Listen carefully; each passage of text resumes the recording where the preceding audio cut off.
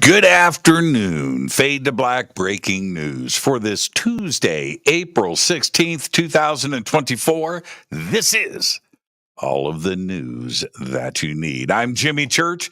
Help support the show. You know what to do. Get yourself a Fade to Black t-shirt. We have two shirts, two ways to get them, and the links are below. Become a game changer. Yeah. Become a fade or not. Become a game changer. And when you do, you get your game changer membership, you're going to get River Moon coffee. That's right. And a signed t-shirt. That's right. There's 4 ways to become a fade or not. The links are below. Become a game changer today. Help support everything that we do around here. Got an amazing week on Fade to Black. Last night, Dr. James Beecham was with us live from Geneva, Switzerland, from CERN. That was an amazing show last night. Tonight, Dr. Lynn Katai is with us. We're going to be talking about the Phoenix Lights. Tomorrow night, Leslie Mitchell Clark. We're going to be talking about ET hypnotherapy. I did it. Have you? We're going to be talking about that tomorrow night. And then Thursday night, big show. Britt Elders is with us. 50 years of research, documentaries, filming, out there, getting it done.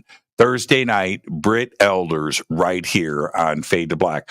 I also have 6 events, major events, between now and the end of the year for the second half of 2024. And May 11th and 12th, I'll be here in Los Angeles for the Anunnaki TV premiere at the biggest cinema in Los Angeles. That's Regal Cinemas, downtown LA. And that'll be with Billy Carson. And that's coming up May 11th and 12th. Then I have Disclosure Fest, Stairway to the Stars at Castaic Lake here in California. That's the weekend of June 10th through the 12th.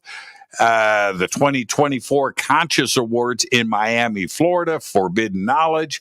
That's August 3rd and 4th. Then I've got Contact at Sea, the cruise to Alaska. That's September 6th through the 13th. Then I'm headed over to Egypt.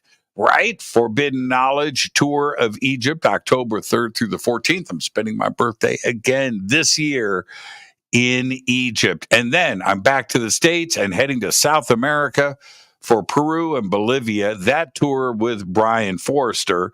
And that's going down November 15th through the 27th. The links for everything, for tickets and info, are below. Everything is selling out fast. The Peru-Bolivia tour, I think there's 3 seats left. That's the latest update I have there. The Egypt tour is almost sold out too as well. And same thing for the Contact at Sea cruise. So get your tickets now. Also, the Anunnaki premiere, that's going to sell out. The Conscious Awards in Miami, that's about to sell out. So get your tickets now and come hang out with me for the second half of 2024. There you go. On this day in history, 1972. Apollo 16, the 5th of 6 U.S. lunar landing missions, is successfully launched on its 238,000-mile journey to the moon. On April 20th, astronauts John Young and Charles Duke descended to the lunar surface, with Thomas Mattingly orbiting in the command module on this day in 1972. Fader fact. I'm going to be talking about this for the whole show, for all of the breaking news. But this is your fader fact.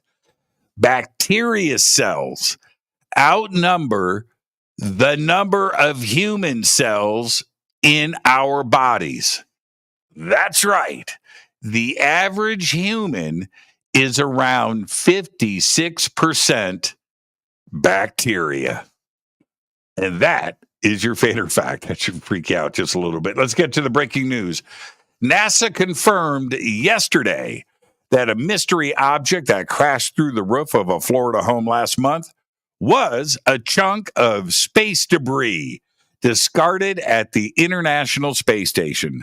The cylindrical object, it was about this big, that tore through the home in Naples on March 8th, was taken to the Kennedy Space Center in Cape Canaveral for analysis. The space agency said it was a metal support used to mount old batteries on a cargo pallet for disposal. The pallet was jettisoned from the space station in 2021, and the load was expected to eventually fully burn up on entry into the Earth's atmosphere, but apparently one piece survived. The chunk of metal weighed 1.6 pounds. That's crazy. It was 4 inches tall and roughly 1.5 inches wide. It was about this big. That's pretty big. Homeowner Alejandro Otero said at the time of impact, he was on vacation, and his son called him up and said, "Dude, something just crashed through the roof." He came home early to check on the house, finding the object had ripped through his ceiling and torn up the flooring. Now, I don't know about you, but my parents go on vacation. I have a party. My friends are over. And you've got to come up with an excuse to your parents about all of the damage created in the house, including, the garbage bags full of beer cans and Jack Daniels bottles that are outside. You've got to do all of that. And in this case, the excuse is space junk, Dad. Turned out to be true. Yeah, there you go. Astronomers have identified the most massive stellar is the key word, black hole yet discovered in the Milky Way galaxy. We were talking about this last night with James Beecham. This black hole was spotted in data from the European Space Agency's Gaia mission because it imposes an odd wobbling motion on the companion star orbiting it. Data from the European Southern Observatory's Very Large Telescope, ESO's VLT, and other ground-based observatories were used to verify the mass of the black hole, putting it at a very impressive 33 times that of our sun. The former most massive stellar black hole known in our galaxy is Cygnus X1, only reaches 21 solar masses, making this 33 solar mass observation truly exceptional. Now, this black hole is also extremely close to us. It's about 2,000 light years away in the constellation Aquila. It is the second closest known black hole to Earth, and it's named Gaia BH3. Now, listen, this is not the most massive black hole in our galaxy. That title belongs to Sagittarius A. It's the supermassive black hole at the Milky Way center, which is about 4 million times the mass of our sun. Not 33, not 21, 4 million times the mass of our sun. But Gaia BH3 is the most massive black hole known in the Milky Way that formed from the collapse of a star. Absolutely incredible. Listen to this story. The news just broke. At least 20 severely decomposed bodies have been found in a boat off the coast of northeastern Brazil. According to the Brazilian Federal Public Ministry, the boat was found on the coast of Bragança, northeast of Para, on April 13th.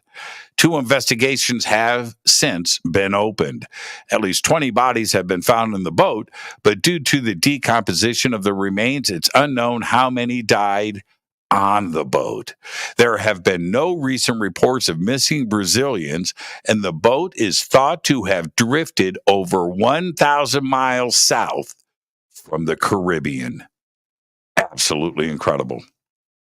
2 visitors at Lake Mead National Recreation Area were captured on video destroying ancient rock formations, and park rangers are seeking the public's help in identifying the suspects. Video shows 2 visitors who scaled the towering russet-colored rock formations along the park's Redstone Dune Trail and were shoving wide slabs of sandstone into the ground. A young girl screams as the stone topples and crumbles into dust.